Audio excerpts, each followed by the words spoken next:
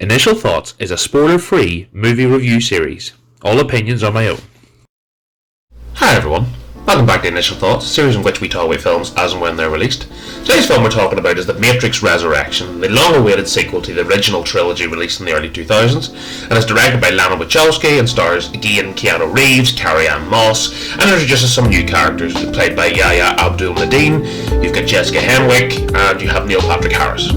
So before I get into talking about this fourth installment in the Matrix franchise after all these years, I thought I should talk about the Matrix itself, the first film, and then the two subsequent sequels that came out not long after, with Reloaded and Revelations.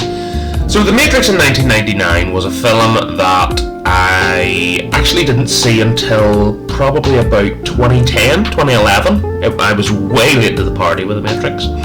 And I know a lot of people, kind of live and die by certainly the first film. I can understand its significance, but I have to say I'm not the biggest Matrix fan. So coming into this film itself, I wasn't coming in with, oh my god, I really can't wait to see what they do.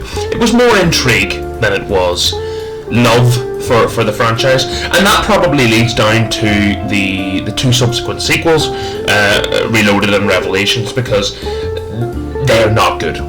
They're not good. The Matrix 1, the Matrix itself, the original film, it is great for what it is, and I can't deny that. I can't deny the cultural significance it had, certainly on the time, and it does play its part in movie history in that regard. But it's one of those examples, and it happens to quite a lot of things, where you have a great film that if it had stayed, say the only film you ever had in The Matrix was the first film, the problem is it gets saturated by its subsequent sequels, because maybe saturated is wrong, maybe diluted, because whenever it becomes a trilogy, and the trilogy as a whole is not very good, because the second and third films are not good. They're not good. I really think they're that, I wouldn't say they're like terrible, but there's nothing to them. There's nothing in the second and third film that adds any value. Actually, it takes away from the value of the first film, and that's the biggest problem. A sequel should elevate, its source material, and the second and third films absolutely do not do that. I would have been happy with just the first film. So whenever when I was coming back to watching this film, I remembered how much I didn't like the second and third film, and I thought now would be the best time to just watch the first film, because a lot of the things in the second and third film, it's give or take information. You don't need to live and die by that information. So when it came into watching Resurrections here this evening, I thought I'll just watch the first one in preparation for this, to get myself back and acquainted to the thing, to the world of the Matrix, if you want to call it that.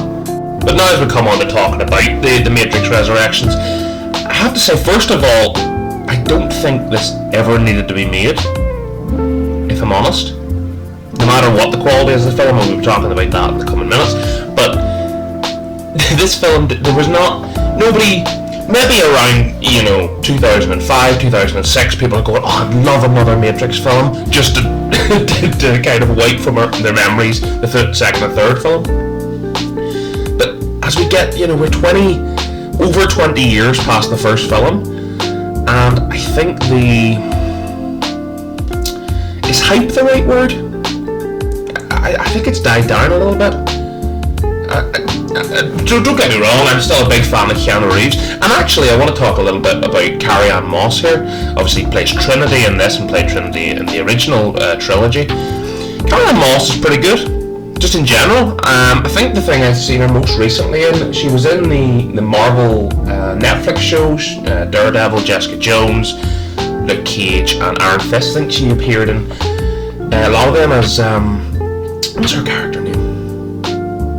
I think it was Jerry Hogarth. She was like a law firm that kind of sorted out the heroes. She played that role well, and I actually, coming into this, I was like, oh yeah, that is Trinity. It was one of those actors you go, oh yeah, that is still her. And I should also, there's no other actor to start talking about when it comes to The Matrix that isn't Keanu Reeves. Keanu Reeves in this was was pretty good. Actually, I would say the performances in this aren't too bad.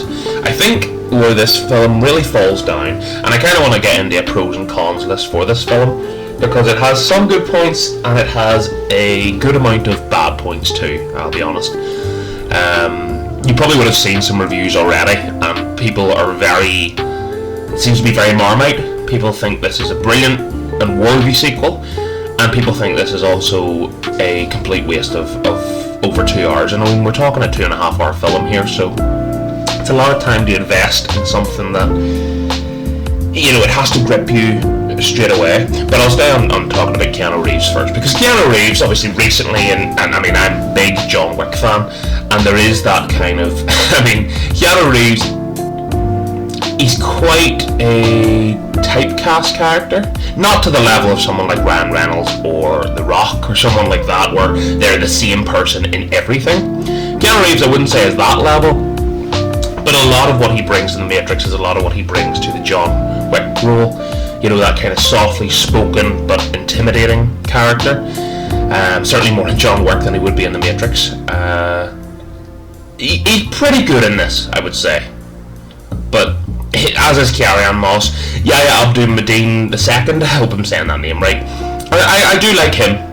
I thought him as a younger Morpheus, and obviously with Lawrence Fishburne not returning to the film, I thought he played him well. I also thought it was a shame not to have Hugo Weaving back as Agent Smith. The guy who played him was fine.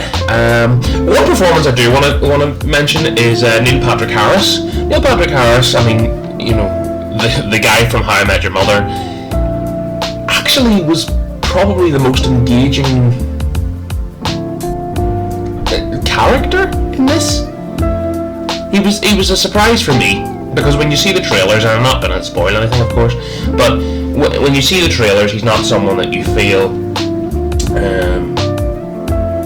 well, when you see Neil Patrick Harris in it, you assume it's just a little bit of a cameo.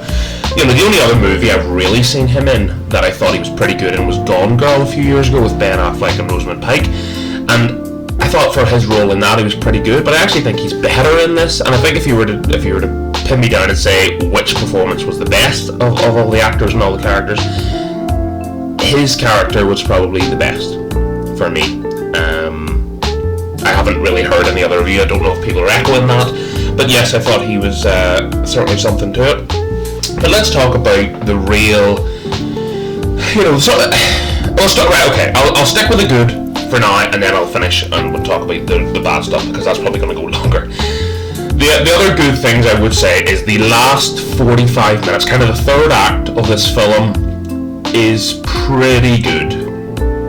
Not great, but it's pretty good, and you know, there's a lot going on, and for what the story builds up to, it's pretty satisfactory is the word I would use for the kind of final act of the film. Because if the final act right, that's going to be the last thing I say good, because if the final act wasn't good, oh dear, we're in for the biggest stinker of the year. We're only just started. This film, the pacing in this film is as bad, oh my god, not in, right, let me preface that by saying, not in the third act, but the first 2 acts of this film, oh my god, is it boring. Like, it is hard to give a toss about anything that's happening by about an hour and a half in. You know, they think, and I think that's maybe the biggest, and maybe, and I've already said I'm not coming in as the biggest fan, so I suppose if you're a really, you know, die-hard Matrix fan, you might come into this and you might be so invested in the lore that the first hour and a half to 2 hours is really interesting for you. And more power to you, fair play to you. But me, as kind of a bit of a neutral fan of the Matrix, you know, I'm kind of the way 90% of people are, which is they really like the first one, didn't like the other two, or didn't bother seeing the other two. And I was now coming into this to see was it worth making a fourth one. And I would say, is it worth making a fourth Matrix?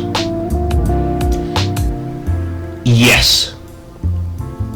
only because there's already 2 other sequels. If The Matrix itself in 1999 is one film, then I would be happy that there was no sequels. But The Matrix Resurrections is better than the second and third film. I would say that. Only because them 2 films actively detract from the source material in the first The Matrix. The Matrix Resurrections isn't like that. The Matrix Resurrections is a bit like it's like a boring trip down memory lane. It's like, do you remember this you liked? Remember this you liked? Remember this you liked? You know, it's a bit Force Awakens in that regard. You know, take a franchise after a lot of years. You like that, you like that. That plot beat was the same. Okay, there you go. There was a good lot of that throughout here, and even me, as kind of a, you know, an outsider Matrix viewer, not a diehard. There was a lot of things that even I went, oh yeah, that's from the first one, or that's from the second one, and that's from the, you know. But it wasn't like, oh my god, they've done that. You're just, oh yeah, okay. That was this film for a lot of it. So The Matrix Resurrections, I think, has been, it's bogged down by the pacing of the first 2 hours. The first 2 hours are a snooze, absolute snooze. The end is pretty good. Some of the performances are decent. It's better than the second and third. That's just kind of in summary of what I've said so far. But the other thing I want to mention before we finish and give a rating here is the action scenes. And while in 1999 and maybe the early 2000s in the other 2 films, action scenes love a bit of slow motion. Somebody running up walls and shooting guns. And, like, I don't know if this is just me. This might just be a personal thing for me. But action scenes have moved on since then. And every 2 seconds that somebody got in a fight in this film, and if you do see this film, you'll know what I mean. Every 2 seconds somebody gets into like a gun battle, or somebody's running away, or somebody's being shot at. The slow motion, it's like they have a slow motion button, and it's like, okay, we're in an action scene, hit the slow motion button, and it's off for a second, and hit it again. that must have been the direction of by the director. Just keep hitting that slow motion button. That's what we did in 1999. Let's keep doing it. That doesn't translate at all, and that's something that I found. That was something that I would admit is probably more of a nitpick than anything, because it is to encapsulate the time of the earlier films, but it got to the point where it was quite obnoxious, actually, the amount of slow motion. Like, there was no action scenes that didn't have slow motion, and every action scene, a car blew up, and the car blew up in slow motion. Somebody got shot at, the bullet went past them in slow motion. You know, so much of trying to encapsulate the past, but not doing it that well. And I think that's kind of an overall view on the film. So with all that being said, let's get to a rating time. And as you can see, IMDb has not given it the highest score. It seems everybody is thinking it's kind of mid, and I'm about with them. The last 45 minutes, as I mentioned, is the only saving grace for this film. The last 45 minutes is pretty good. Pretty good for what it is. And I would say if you had to make a Matrix sequel, scrap the second and third, and I would recommend only watching the 1999 film, if you like this. And if you wanted to follow up, I would, at a push, say watch this film instead of the second and third.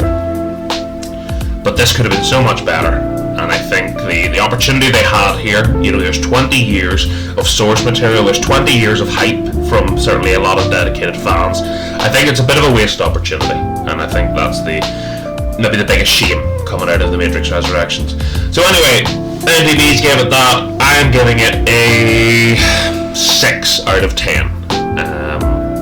If that final act does not exist, this is like a 4.5, 5. But bumps up a wee rating because of that. Still not a great experience overall.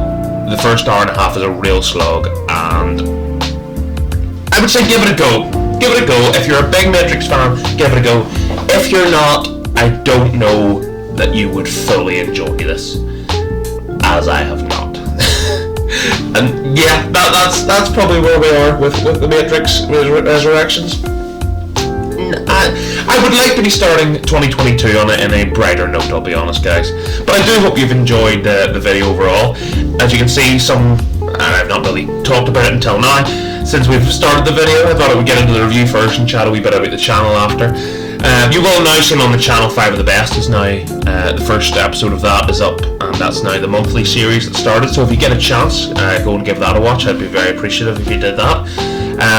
Also, you've been watching the new graphics and the new template with photos, and it's just a little bit of as I described previously, like a new coat of paint for some of the things here on the channel, and I hope you've liked that. If you have enjoyed listening to me and you want to hear more about me talking about films, we've quite a lot coming up here in January, and that'll push through February and more. We have a good lot of films coming out.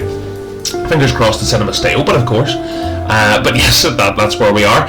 If you did enjoy, a like and subscribe would be absolutely beautiful, and I will hopefully see you in the next one. Bye, guys. Thanks for taking the time to watch this video. Before you go, here are some of my other videos. For updates and information on upcoming videos, the best place to find us is my Twitter. Much love, everyone.